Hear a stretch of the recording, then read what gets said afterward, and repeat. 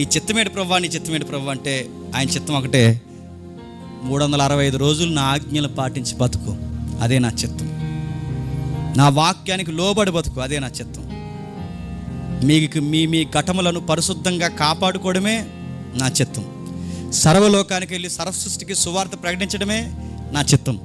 అంతటా అందరూ మారు మనసు పొందడమే నా చిత్తం.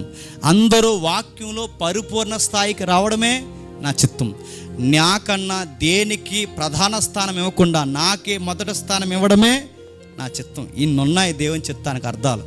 ఇదంతా పక్కన పడేసి దేవుని చిత్తం అనగానే రేపేం జరుగుద్దో ముందే భవిష్యవాణిలా మనకు చెప్పేయడమే దేవుని చిత్తం. అంటే ఇది బయటోళ్ళు జ్యోతిష్యం దగ్గర చూస్తారే జ్యోతిష్యం, ఆ ప్రాక్టీస్ని దేవుని చిత్తం అనే జోన్లోకి తీసుకొచ్చి జ్యోతిష్యాన్ని దేవుని చిత్తం అనే దాంట్లోకి తీసుకొచ్చి ఇక్కడ పెట్టేసి ఇదే దేవుని చిత్తం అంటే నీకు ఇంకా ఏ అలవాట్లు పోలేదు చెప్పనా?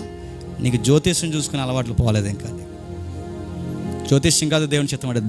దేవుని చిత్తం అంటే వాక్యానికి లోబడి బతకడం, వాక్యం చెప్పిన పరిధిలో వ్యాపారాలైనా జీవితాలైనా కట్టుకోవడం, వాక్యం దాటిపోకుండా దేవా మంచి జరిగినా చెడు జరిగినా నీ చిత్తమే సిద్ధించును గాక అని లోబడి తలదించి జీవించడం.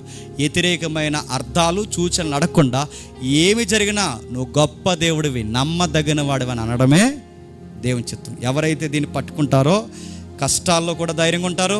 ఎవరైతే దీన్ని పట్టుకుంటారో, మళ్ళీ చెబుతున్నాను, శ్రమలను జయించే శక్తిని దేవుడు నీకు ఇస్తాడు.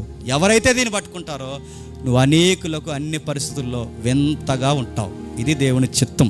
60 ఏళ్ళ జీవితంలో కష్టమ కన్నీరు ఏదైనా ఆయనకి లోబడడం నేర్చుకో. దేవుని చిత్తం నీ జీవితంలో ఎల్లకాలము సర్వ సమృద్ధిని జరిగించునుగాక.